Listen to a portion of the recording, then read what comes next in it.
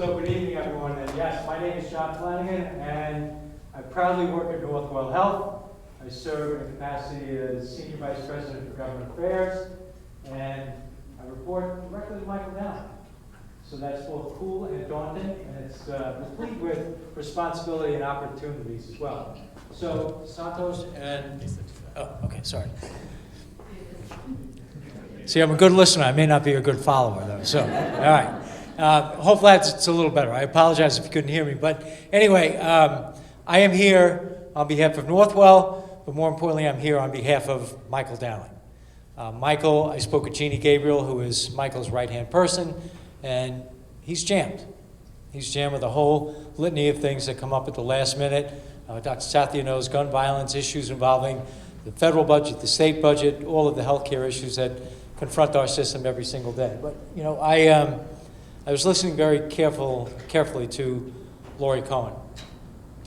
And I'm in awe of meeting people like this because of their passion, their dedication, how they choose to do the things that they do.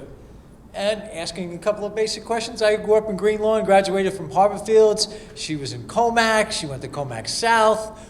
And, you know, you just get an affinity and an appreciation for where people are and what drives them. So Dr. Paulus had asked me to come up on behalf of Michael. So I want to speak to one issue and then speak about Michael Dowling in particular.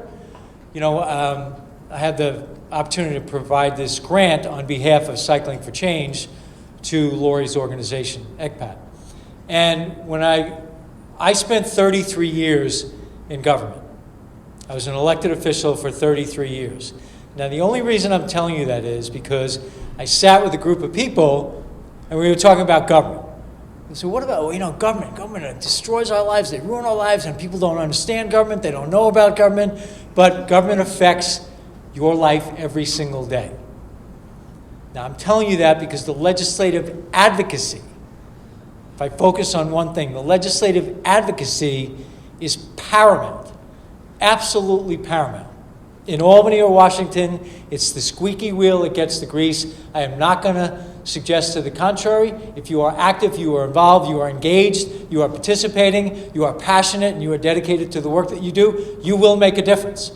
And you will get the attention of people who serve on your behalf as elected representatives in government. And if you don't, someone else is going to fill that void. So with all the issues that we have out there, healthcare, you look at the things with gun violence and all the tragedies that are out there right here and now, human sex trafficking and child sex trafficking, it's there, it's real, it's right in our backyard. As a parent, I'm appalled, I'm revolted by even hearing about the notion that this exists, but it does. So I was there when the advocacy took place on the human trafficking stuff. And I listened, and my colleagues listened to the people who were doing that advocacy. So I firmly and wholly believe in your mission, and I'm so grateful, now finishing up my second year at Northwell, to be working like people like Dr. Paulus. By the way, he's got a full-time job, he's got a day job too. He happens to be a hospitalist over at Huntington Hospital and has a sterling reputation in that regard. And kudos to him and to his family. So, yeah.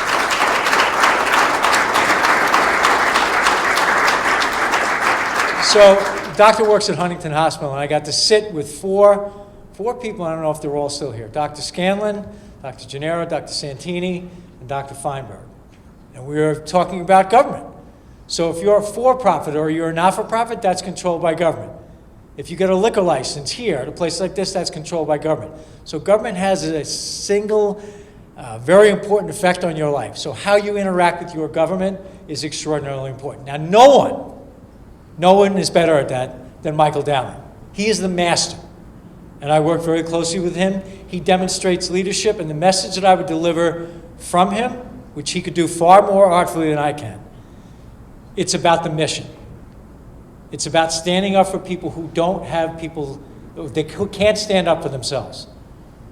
It's about being out there, being a leader, taking on subject matter that makes people uncomfortable, that people don't really want to hear. But if we don't address it, shame on us. And no one has a more effective bully pulpit than Michael Dowling. His reputation alone will get people to pay attention to Cycling for Change, to the organization that we're honoring tonight. And for all the people who are here, I'll take the liberty of speaking for my colleagues at Northwell. I'm really proud to work at Northwell. I'm really proud to work for Michael Dowling. And the last thing I'll say, because this is the one thing I was supposed to get up here and do, I want to ask Lori to come back up. And this is from Cycling for Change, Michael Dowling. He would be handing this to you. It's a check for your advocacy to continue the great work that you do. So, congratulations, Lori. Doctor, thank you very much.